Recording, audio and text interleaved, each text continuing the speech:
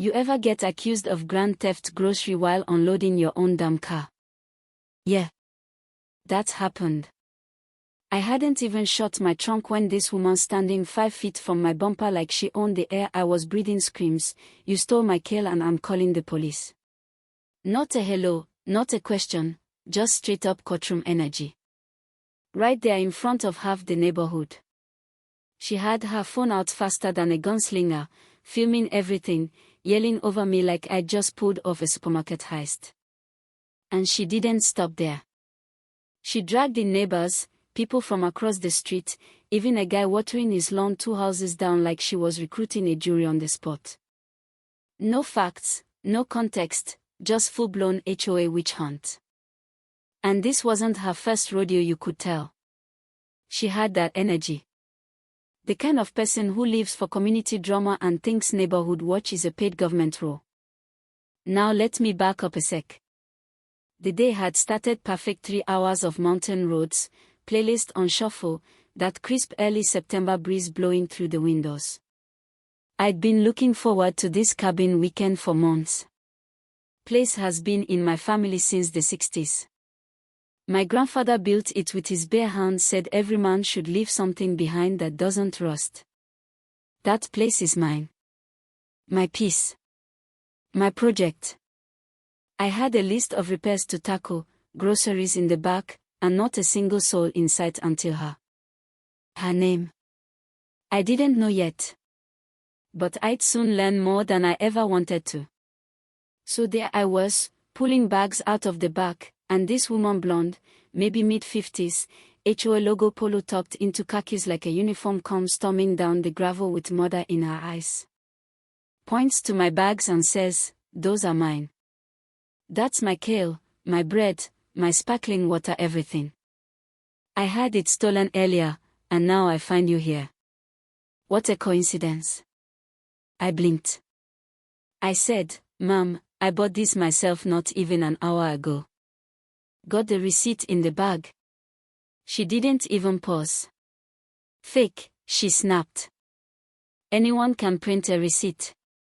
This is theft, and I have it on camera." That's when I realized this wasn't a misunderstanding. This was a performance.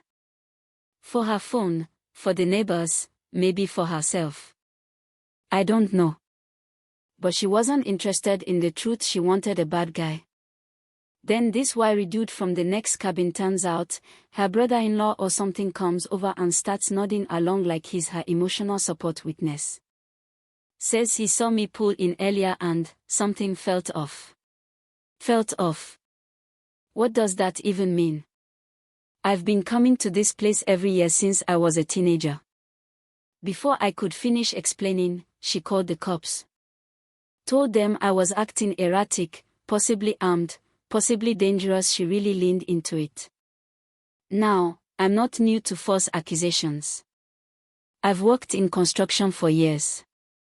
I've had clients lie to delay payments, people try to blame my crew for things they broke themselves. But never, and I mean never, have I had someone accuse me of stealing vegetables with such unhinged confidence. So I did the only thing I could. I waited. Deputy shows up, old-timer named Jeff.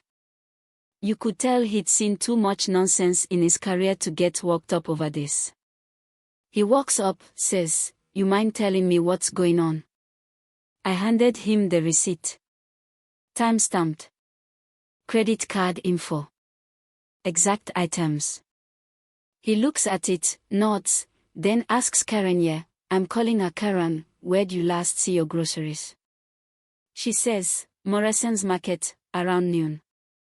I left them for 2 minutes to get my keys, came back and they were gone. Jeff looks at her. Looks at me. Then says the most beautiful words I've ever heard, "Ma'am, Morrison's has security cameras." Boom. Karen blinked. Her jaw tightened. Well, maybe he followed me there, saw the cart, and grabbed it. I swear to God she pivoted mid-lie. Olympic-level gymnastics of logic. Jeff told me to hang tight while he checked in with the store. I said, "Take your time." I knew what he'd find. I bought everything legit, full cart, checked out in lane 6, bagged it myself while listening to classic rock playing over the speakers. While he was gone, Karen kept pacing in front of my cabin like she was standing guard. She even called someone, probably the HOA president, and said, loud enough for me to hear, I caught him red-handed. This guy's gonna regret ever stepping foot in our neighborhood. That's when it hit me, she didn't just want me out. She wanted to destroy my name, burn it down with the same self-righteous fire she used to enforce lawn-length codes and noise complaints. An hour later, Jeff came back. And he was holding something he printed out. Said, we pulled the footage. Sir, you were seen entering the store, shopping normally, and checking out at 12:26 p.m. No sign of interaction with her cart. No theft occurred. Karen went pale. Then red. Then tried to say, the footage could have been edited. Jeff just raised an eyebrow. Mom, it's from the store's internal system. She stammered. Then maybe he paid for my items. I laughed. Couldn't help it. And Jeff? He didn't laugh, he sighed. That long, tired sigh cops give when they realize they're not dealing with a crime, just a crisis of ego. Karen backed off eventually. Kind of. Said she'd review her own footage and consult legal counsel. Of course, 2 days later she posted in the HOA Facebook group that the community should remain vigilant about strangers with bad intentions. Me? I'm the stranger. Let me tell you something. I've been part of that neighborhood longer than she has. I've put in sweat equity on that cabin. Helped clear the road after storms. Rebuilt the community dock after it collapsed in '09. But the second she saw someone who didn't match her idea of belonging, she launched a full assault, no evidence, no pause, just blind outrage. But here's the twist. A week later, her actual groceries turned up. Morrison's staff found them steel bags sitting in the lost and found freezer section. Turns out, Karen had left them by the bathroom and never gone back. And did she apologize? Of course not.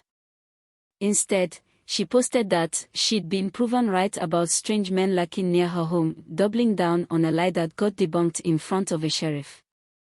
Now I don't care about her apology. I don't need it. What I care about is this: how fast one person's accusation can turn a whole community against you.